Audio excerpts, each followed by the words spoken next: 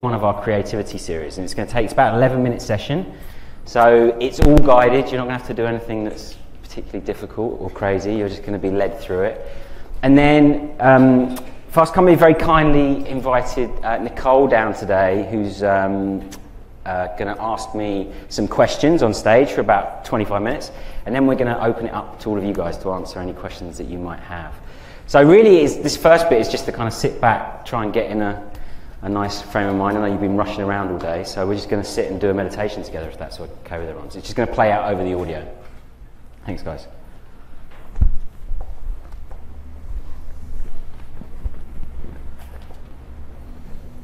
Welcome to Headspace on Creativity, and to day one of part one. Now, creativity means something different to everybody. For some people, it'll be tapping into that creative source so they can be inspired. Maybe in their writing, their drawing, whatever it might be. For others, it's more about problem solving.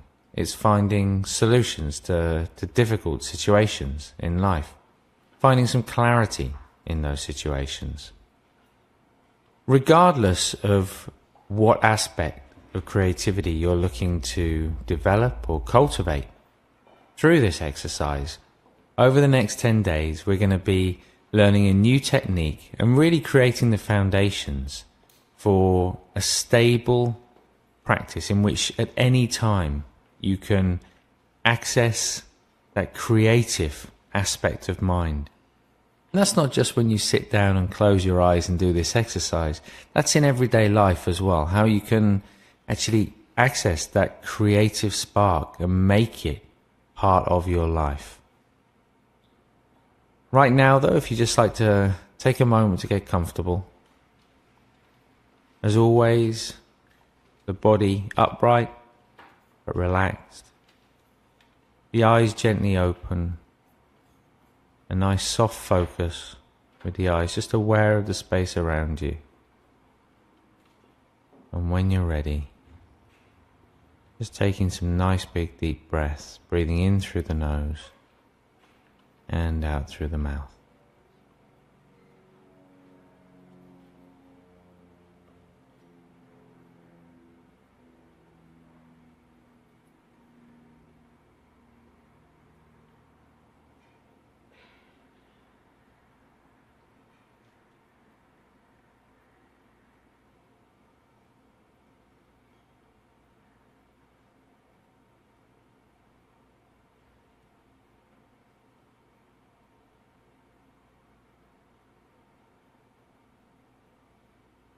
And with the next exhalation, just closing the eyes now as you allow the breath to return to its natural rhythm in and out through the nose. And just settling back into the space around you now. Just becoming more familiar with the different sensations and sounds.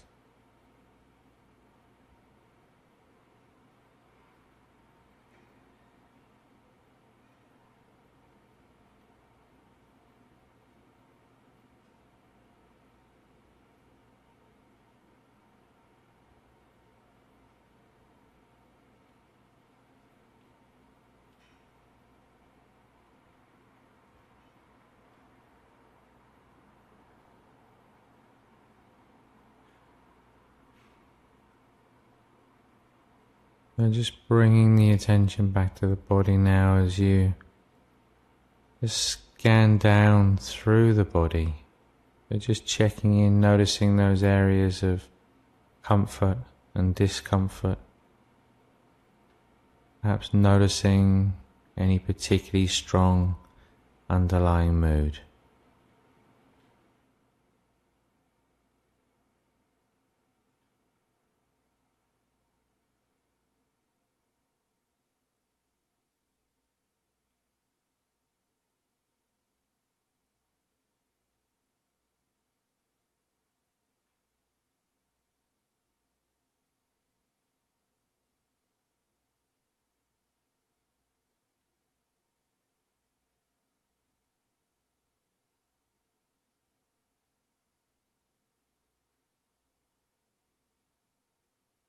As always, just being clear in your mind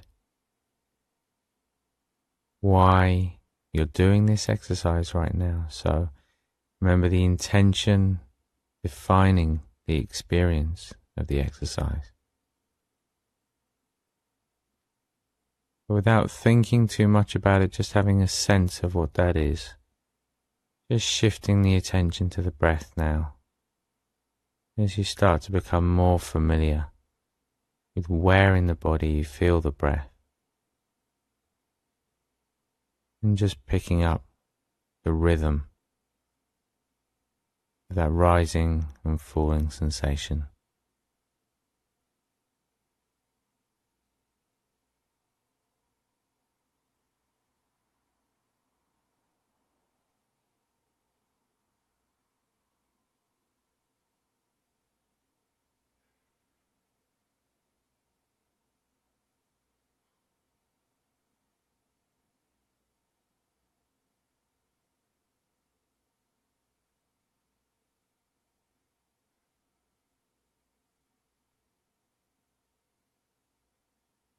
And as you continue to watch the breath in that way,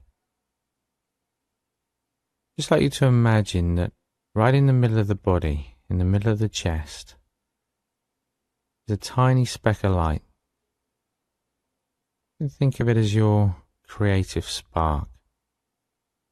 And it's as though as soon as you realize it's there, as soon as you imagine it, it begins to expand slowly outwards in every direction,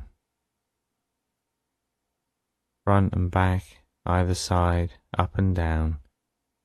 So it's as though a big ball just increasing outward in every direction. Now the qualities of this space, it's very bright, very light, very spacious. It's important to have those qualities in mind as you continue to watch.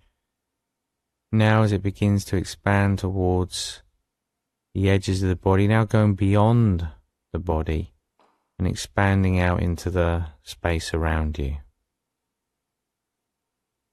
So first filling the room or the immediate space that you're in. Goes even further now. And further, and now it's just continually expanding outwards in every direction. You can imagine that it goes out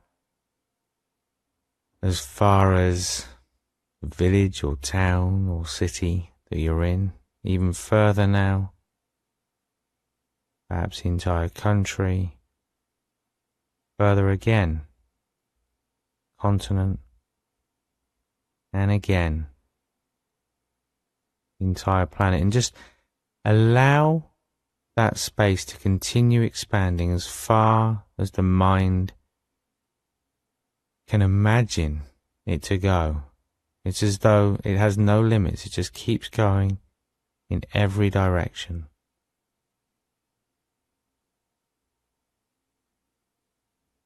So still aware of the breath, it's as though the breath moves in and out through that space. But the mind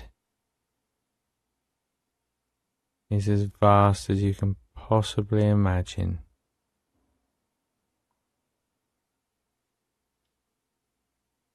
And just allowing the mind to rest in that space,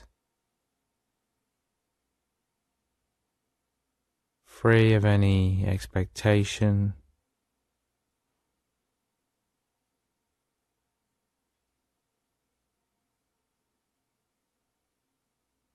just aware sensation of the breath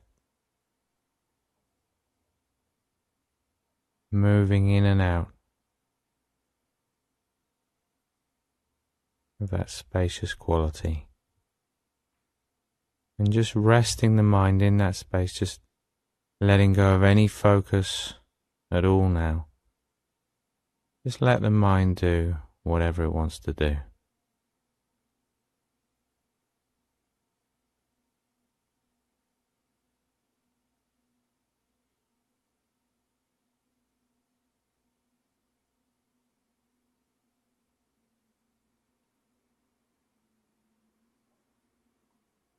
And just gently bringing the attention back to the body now. Just starting to feel the weight of the body again. Points of contact. Starting to notice sounds, perhaps smells, anything in the immediate space around you.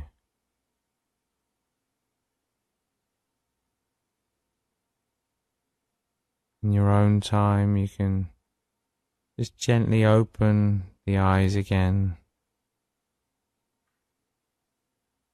without moving, just maintaining the posture, the position, just for a few seconds as you notice how you feel. Appreciate having taken that time out for yourself. And as always, just being clear about your intention to be aware throughout the day. And of course, today is just the very beginning. We're just building the foundations of the exercise.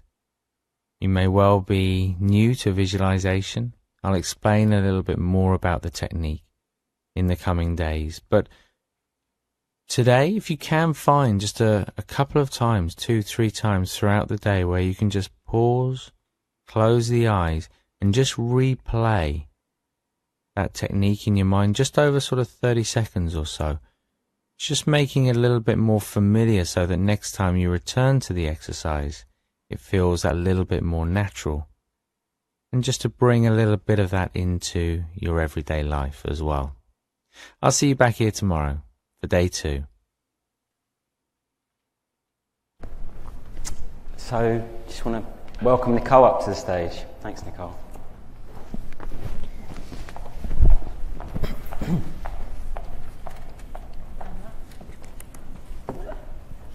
I think meditation sounds better with a British accent. I think that's right. Is that, I'm just curious, is that the 10-minute version? Is that your most popular, or kind of which have you found really resonates with people, and you know, what length is, especially for someone just starting out? Yeah, I think we started off, well, Andy, when he first started in the clinic, didn't think that anything less than an hour would work. And then it kind of went down to 40 minutes, then it went down to 20 minutes, then it went down to 10 minutes. And we're actually starting to trial out 3-minute versions, 2-minute versions, 1-minute versions. And so I think it depends on the person. For 10 minutes can seem a lot for some people and not enough for others. I think it depends how much you practice. You know, it's a skill that you build up over time, and I think the more that you do it, the longer the time lengths that you want to kind of incorporate. So we're just trying to work out what's the right balance to try and get everyone to try it. You know, that's the most important thing for us. So we're experimenting. And maybe start by telling everyone your story. I mean, I think it's a really unlikely, interesting, kind of crazy story. You were like a burned out ad exec in London.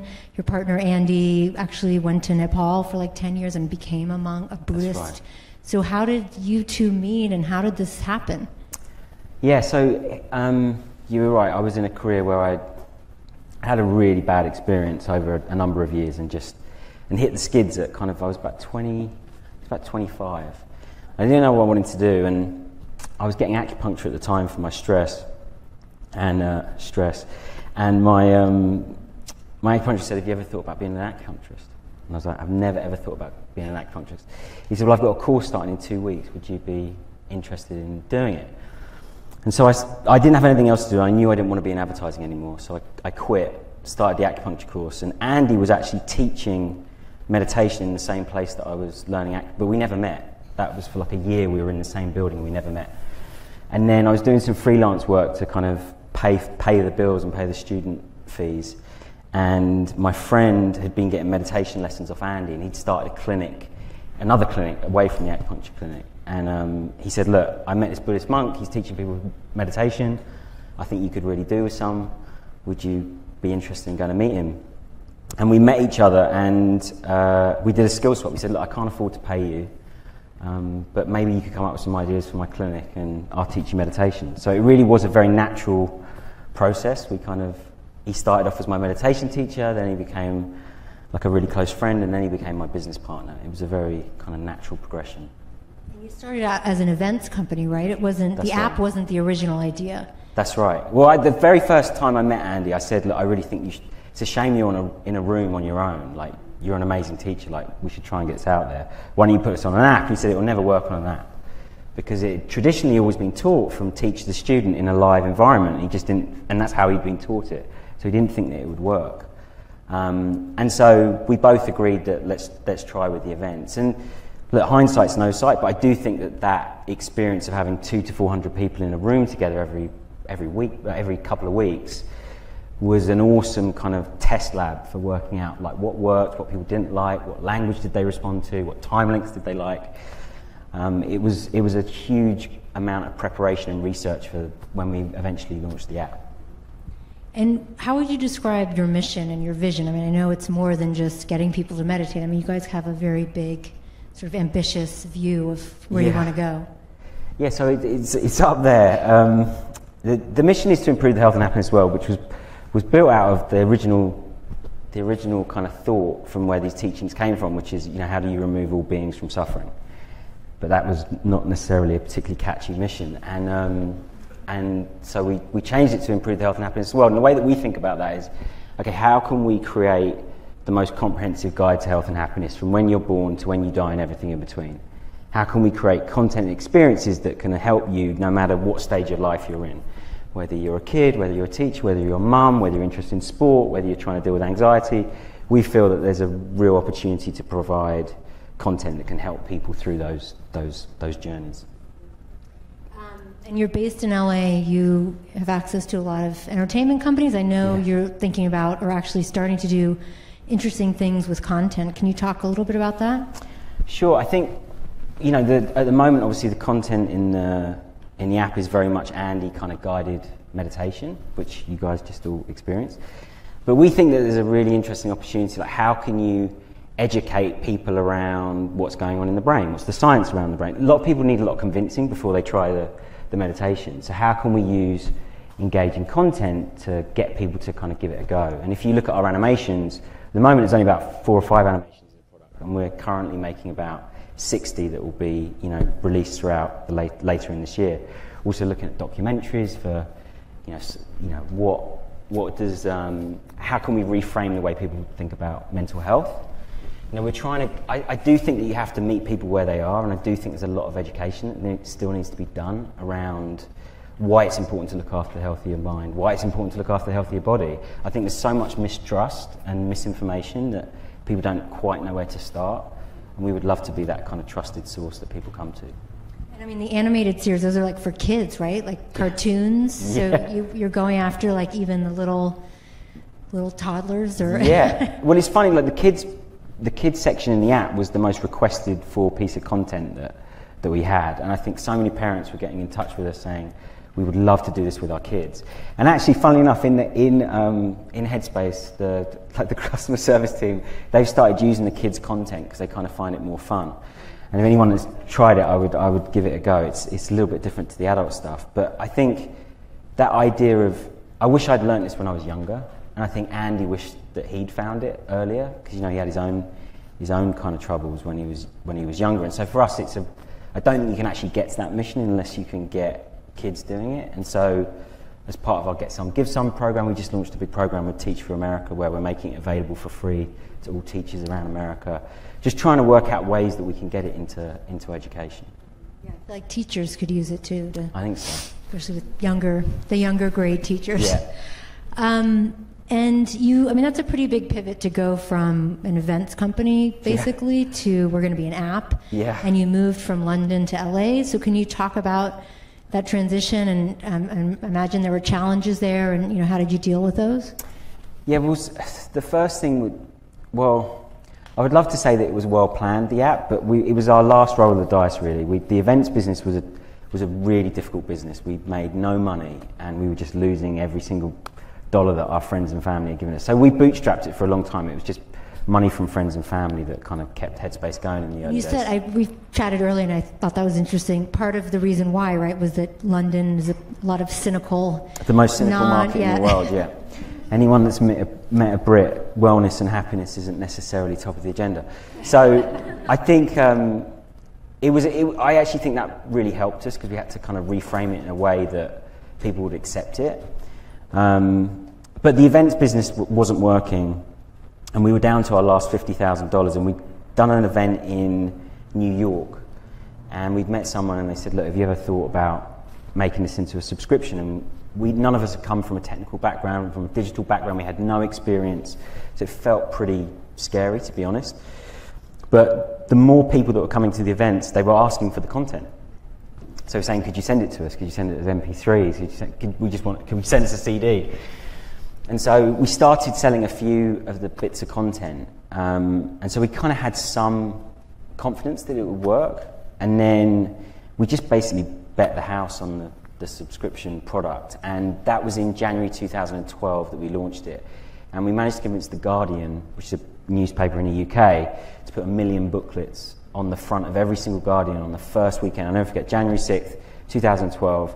And they paid for 1 million booklets, and it was like 10 easy steps to meditate, and in it had an offer for Headspace. And that basically started the whole business. And in that first month, bearing in mind that we just lost money every single month, that first month we took like £32,000 in revenue and subscription. And it just kind of snowballed from there. And then Andy and I had always had a dream to work somewhere where we could surf. So LA was always a bit of a dream, and personally we wanted to kind of be somewhere to get out. Anyone that's spent any time in London will know that the weather is really debilitating around about November through April. But I think actually LA, that was the personal reason. I think for a professional reason I think there's a really interesting intersection of creativity, culture, entertainment, and now kind of tech, I think a lot more.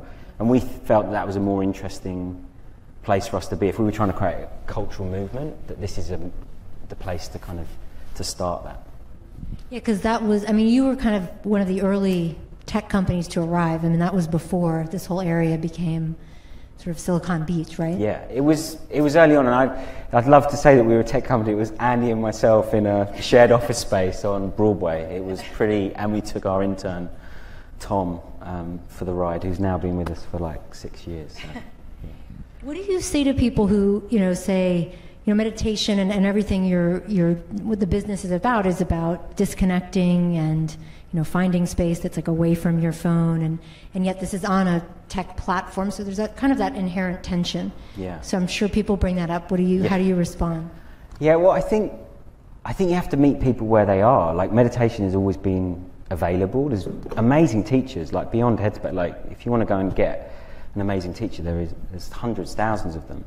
And live classes have always been available. You could go to a Buddhist center, you could learn it. But that's not for everyone.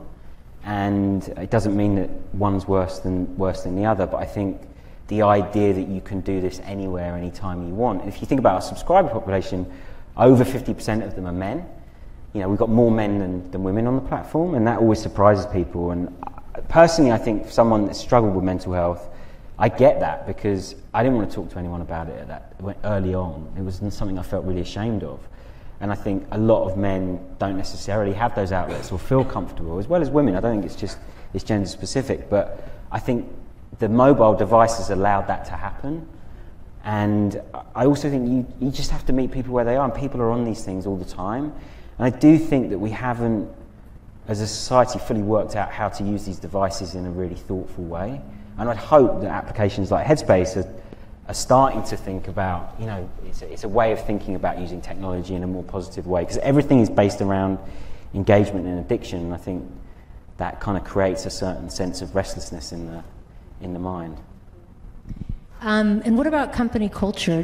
Don't you guys have someone who oversees that and must be important to you? Yeah, Tom. So Tom, who came over from America, he came over from England. Sorry, he was our first ever grad and he's done every job at Headspace, but now he's our kind of culture manager full time.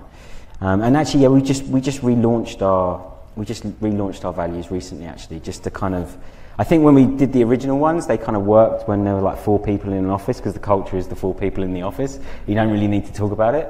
But now that there's 170 of us in 4 different offices on multiple different countries, I think being very clear about what your culture is and what you expect of everyone is extremely important. So yeah, we've just relaunched those. Do you guys meditate sort of on the hour, or do you have? Yeah, we do. Well, not every hour, not on the hour, but every day at 10 a.m. in here we do a group meditation, and then every day at 3 o'clock up in that room up there we do a meditation. Then we've also got the pods that you saw when you came in, and in the office where anyone can take time out throughout the day. So I actually think it's a really hard thing to get right, because you can't force people to do it. It's really important. Otherwise it's a cult, right?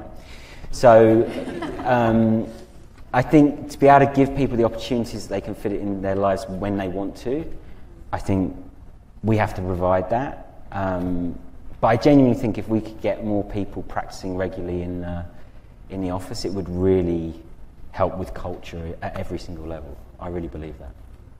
And how do you guys, I imagine the business of sort of, expanding wellness in the world and meditation is quite stressful. How do you guys de-stress, or how do you kind of get out of this? And well, it's a funny thing, right? Because I think people see that and then they think, it's a wellness company. I bet no one ever had any arguments. There's no problems. There's no. I mean, it really isn't like that. We're all humans, and it's really hard. Like I'd say, it's a really difficult thing. Like a startup business is, personally, I found it the most challenging thing of all. Because it constantly changes, it constantly shifts, and you constantly have to make decisions that are in the grey. No decision is ever like black or white, and that's really tough. And I think it's tough on the team. I think especially when you're expanding. If you think like a couple of years ago we were only 35 people, now we're 170. Stuff breaks when you kind of go at that pace. So for me personally, I have my own things that I do. I surf as much as I can. I meditate every single day. I've never missed a day. I do it. That's the kind of the start point of everything. And then on Tuesdays and Thursdays, I block out 9 till 12, where I don't tend to have any meetings. And Andy and I go on retreats every year, normally surfing, to be honest. And I try and do a couple of weeks a year where I don't have any email contact at all. So there's things that I have to kind of put in there in order to stay moderately sane. Otherwise, I think I would just self-combust. And are you thinking about work in the business there, or do you need to just completely kind of shut down? And yeah, I would love to say that when I say you still, just because you start meditating doesn't mean that you don't stop thinking. I think you just have a different relationship with your thoughts, and you have a different way of interacting with them, and you don't get so swept up by them. I think before I just used to get lost in them a lot more, and I still do, but I think I have better skills to be able to pull myself out of those moments. But sometimes on meditation sessions, I just sit and think about the business, is the truth. And how do you guys work as partners? I haven't met him, but you're very different on paper. He's this Buddhist monk is the easiest. He's much nicer than me. Yeah. No, he's. I think we have a very unusual relationship just because the way that it happened. When I met Andy, I was struggling to go out in public. I couldn't get on public transport. I was really not in a good way. And so I genuinely think at that moment, he kind of, sounds dramatic, but I do think he kind of saved my life. So I have this incredible respect and love for him as a person and as a friend. And it just so happened that he then turned into my business partner. And so I know it sounds weird, but we've never argued. We don't argue, and I think it's because he does something that I could never do, and I think he says the same about me, and so I think there is a real meeting and we agree on everything, and I think because we're both so passionate about what this content can do for people, at our core, that's the thing that's always driven us as individuals.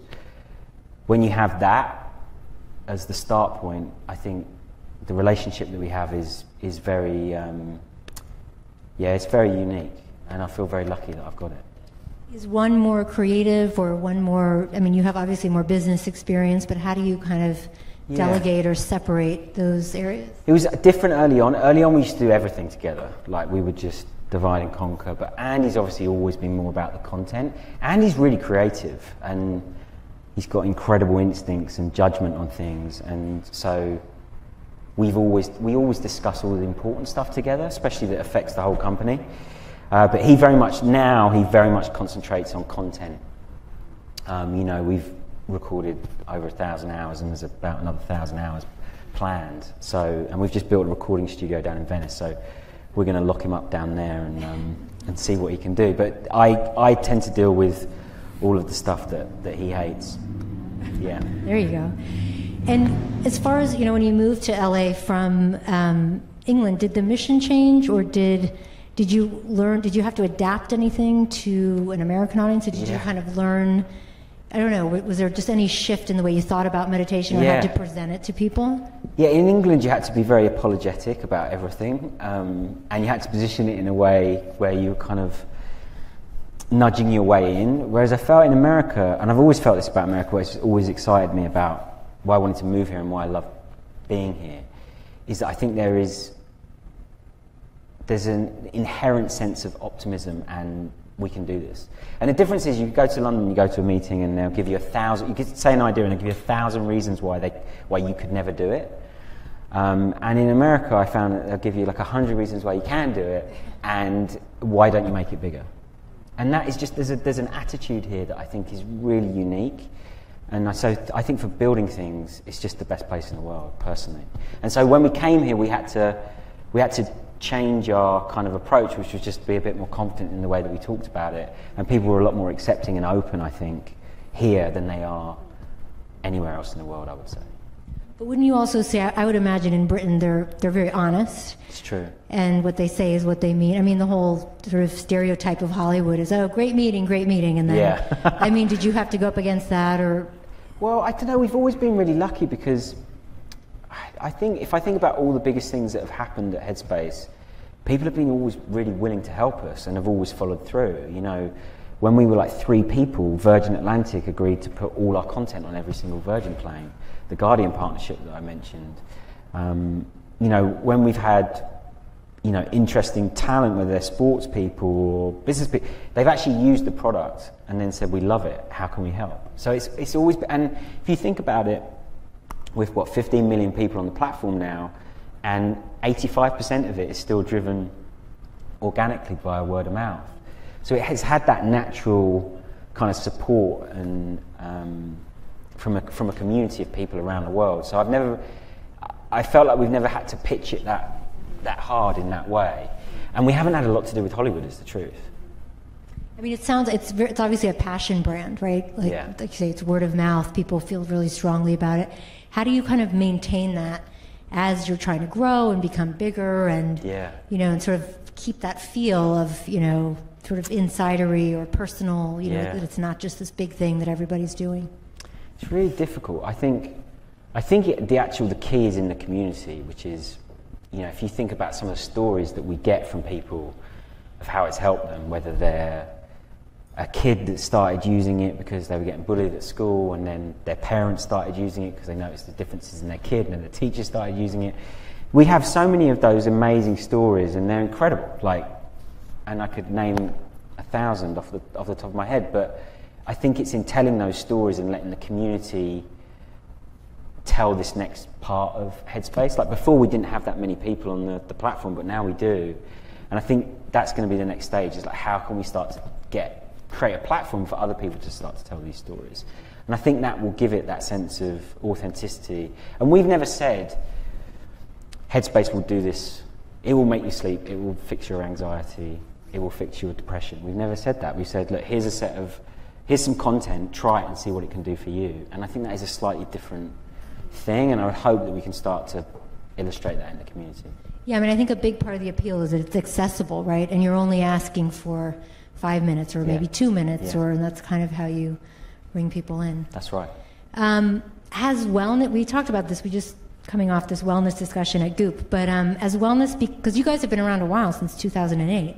We met in 2008, but we've been going since 2010, so 7 years, a couple of weeks ago. But well before this kind of wellness bubble became what it is. That's right. So as that happens, I mean, I would imagine on the one hand, it's great that more people are aware and talking about wellness, but on the other hand, there's so many companies starting to kind of come out with products, and so how do you sort of take advantage of it while also sort of, I think you've already established, but, presenting yourselves as a very credible company, not just kind of some new startup that's just jumped on the bandwagon. Well, I think the authenticity, if you think about where this has come from, like Andy didn't just do an 8-week course and then kind of make up a load of meditation content. Like he went away and he's done way more than 10,000 hours. The guy meditated for like between 14 and 18 hours a day for like 10 years, which makes my eyes bleed thinking about it.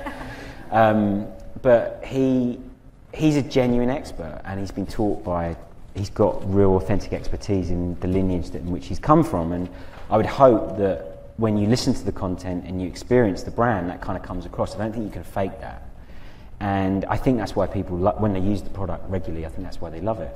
And I hope as we go into broader health and happiness categories that we would always hold true to making sure that we find really authentic experts. And I think trust is such an important thing in this space because there's so much mistrust. And if you think traditionally about the self-help category, I think it's failed a lot of people because it's always kind of over-promised and under-delivered. And I think that's something that we really want to be, very cognizant that we don't do. That we kind of create a framework for people and some techniques that people can use, but they define how they use it for themselves. I think that's the most important thing.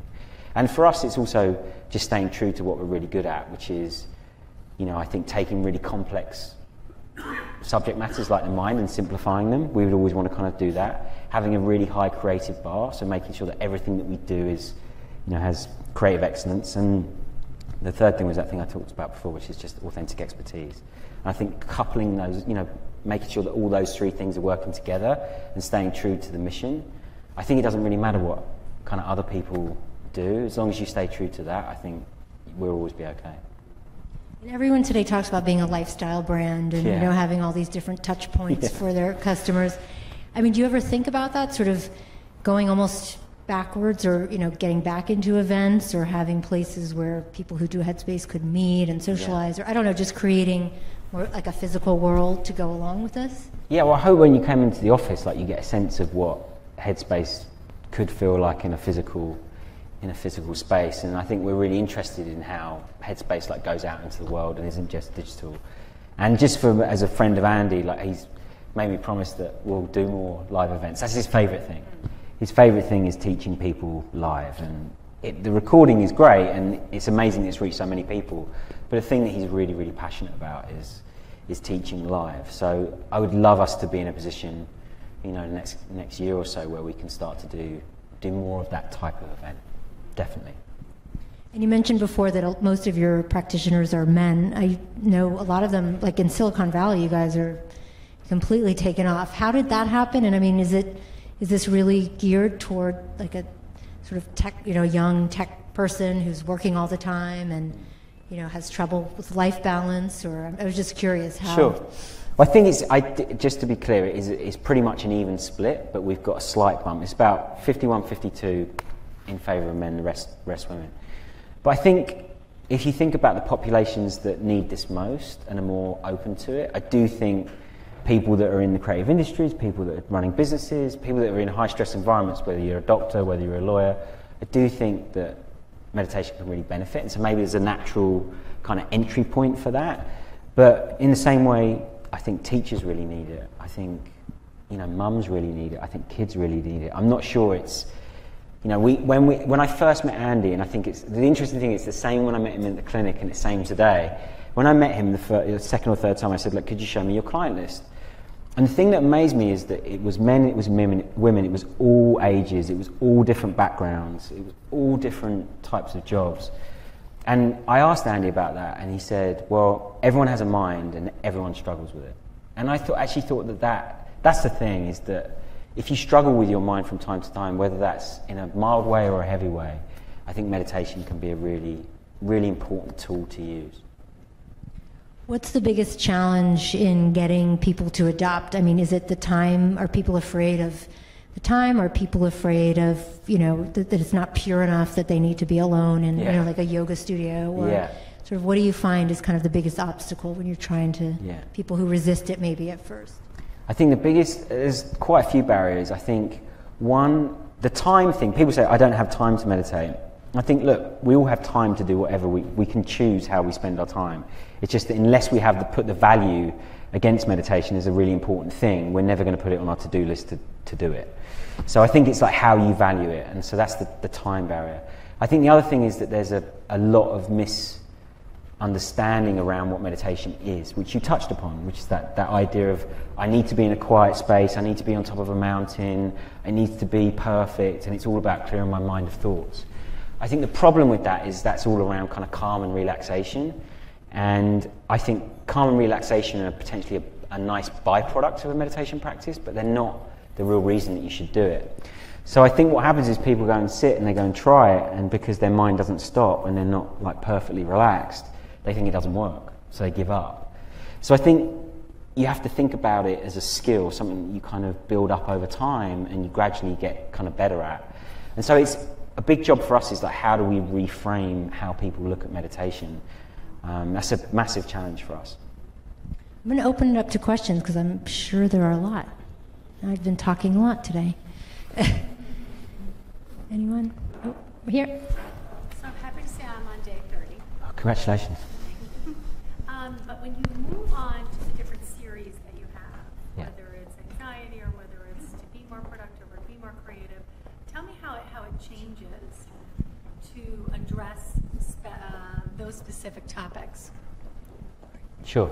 So I didn't design the content, so I'm not the best person to, but I tell you what Andy told me, which is he, based on all of the training that he's had, he thinks about the subject matter and the symptom, and then thinks about the best possible technique that he learned. So the creativity one that we did at the start of this, which is a visualization, and I don't know what everyone's experience of it is, but that idea of just opening the mind. And I think if that idea of when you're in the shower and the best idea comes when you're not thinking of anything, right? Because you've got space. The best ideas always come up in that moment where you're not bothered by anything. I think when we've got a really tight mind and it's really stressful, it's really difficult to kind of let ideas bubble to the surface. So that's just a great way that using a technique like that can create a lot of spaciousness in the mind, and it kind of relates itself to creativity. So he's kind of done that for all of the different techniques. And I think the way that they all build, every single day builds on the next. And at the beginning, he'll kind of set you up, and at the end, he'll kind of give you some homework to kind of think about. And so I think a lot of the content that's out there beyond Headspace is cut one-off, and the way that Andy's designed it is more of a course that kind of builds. So you feel that the more that you do it, you're constantly kind of learning new things. And that kind of repetition of the skill, I think, is a really important thing.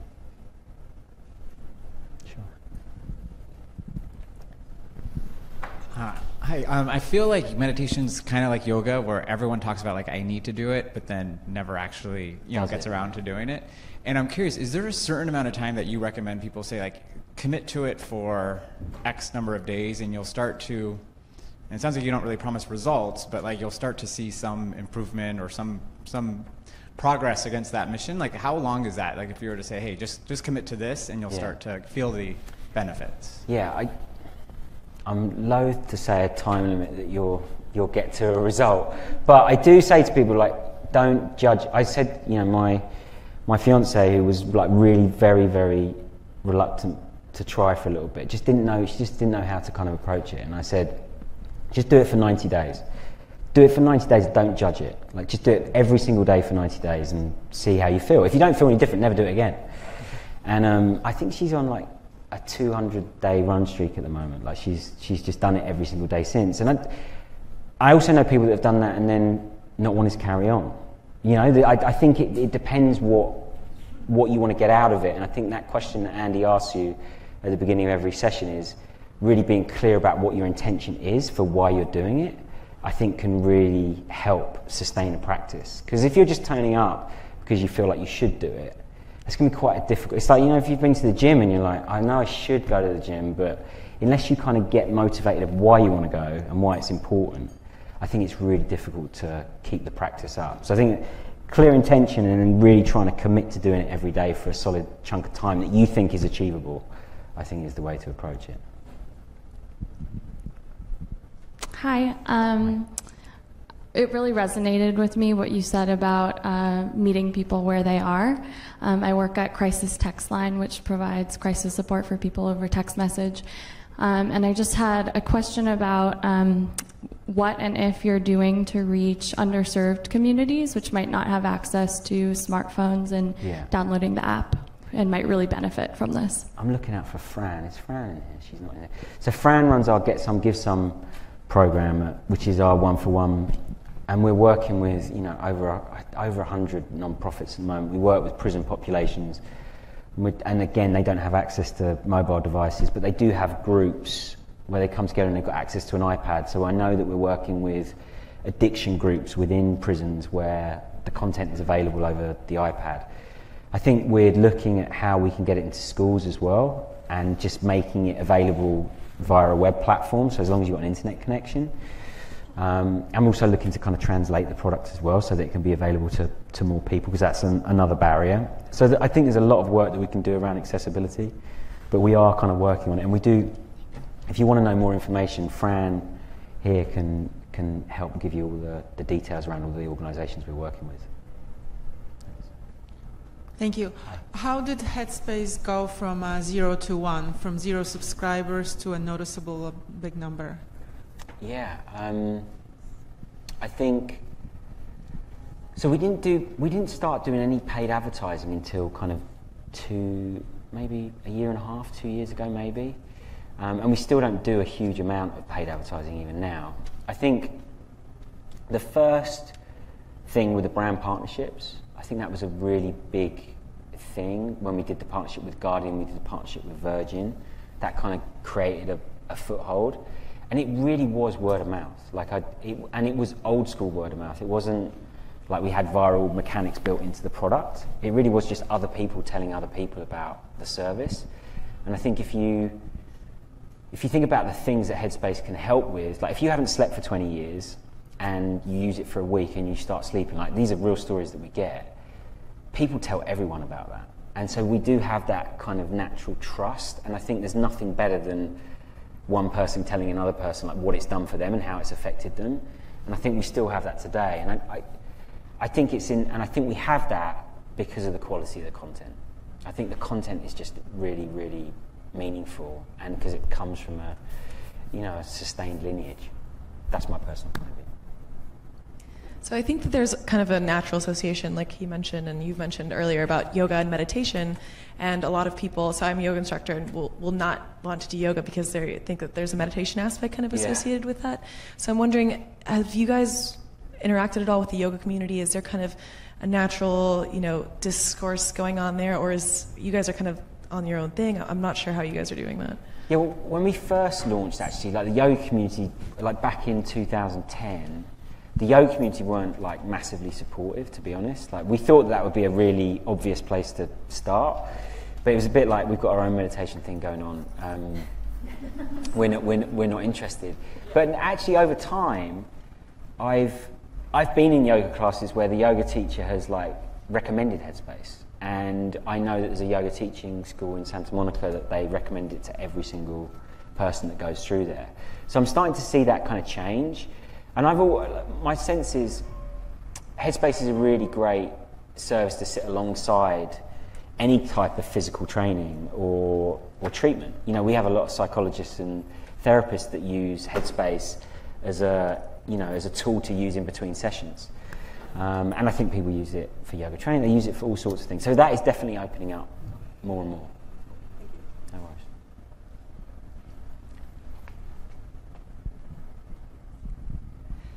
I was just wondering the comments you made earlier about moving from Britain to LA, and that the Brits being cynical and all that sort Yeah. of thing. I live in London, I can relate to that. Yeah. I was just wondering though, how do you cater your product for those like nuances in the market? So maybe an Asian population, for example, in China, or versus the US market versus the British market. How do you kind of cater to that? Yeah, I think we haven't found so much of a problem between the US and the UK in terms of like having to change the product or specifically change the marketing messages. It's been fairly similar, actually, I would say. I would just say that earlier on, like we used to have to say, you don't have to sit cross-legged and you don't have to burn incense, and we'd have to say that in England because people needed to know it. We didn't need to necessarily say that when we came here. So I think that was just a bit of a kind of marketing translation. In terms of like broader translation, we're going through a process at the moment of looking at different languages, and it's like really fascinating. Like, how do we translate Andy's voice? Like, how do we think about launching that in that market? What are the things that should it be a female voice? Do they respond badly to it? And so we're seeing all these cultural nuances. Like, we did a test the other day in a language of, I don't know, about 30 or so voices. And it is fascinating. Like, it is really, and I think it's going to take us, best part of a year to really crack one language, and then we can start to think about how we put it into others. But it's complicated, is the answer. Thanks. One, I'm a user and a fan, and found out by word of mouth, so I absolutely believe in that. Wondering if you think that part of the success was the free model that you started with, that you're able to get in and experience it without the subscription, and then like what the conversion rate is. And then also the trend toward mindfulness seems to be sort of this perfect storm collision when you guys launched. So curious if that had an effect too.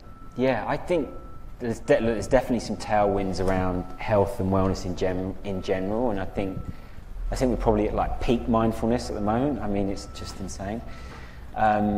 So I think that's definitely helped. The free product, I think, because meditation, unlike music, like if you're selling, if you're Spotify, people know what music is. Like I just need to try the product and see if I like it.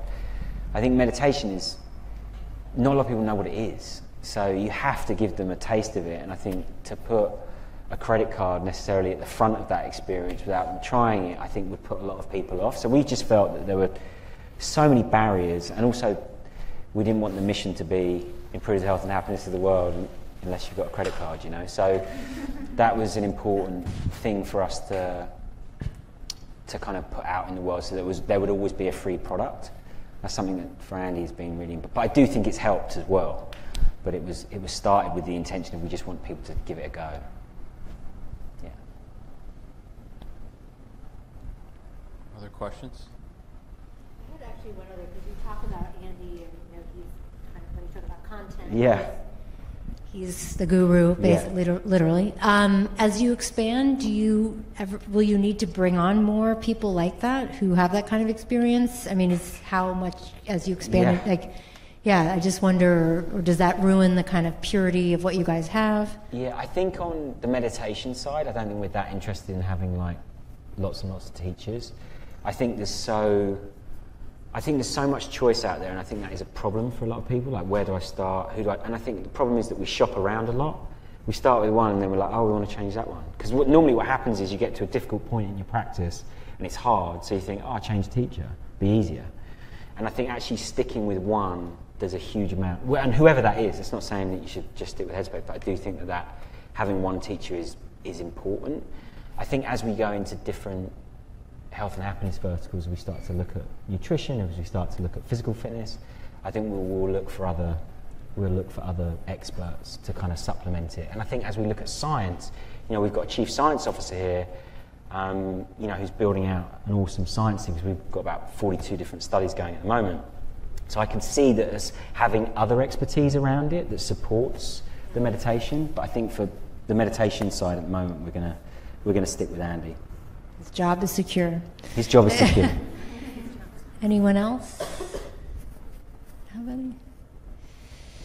All right, are we going to wrap it up? Go have some refreshments, I think, outside? Or? Yeah. Okay, well, thank you so much. It was great. Yeah, nice to meet you. Thank you. Thanks.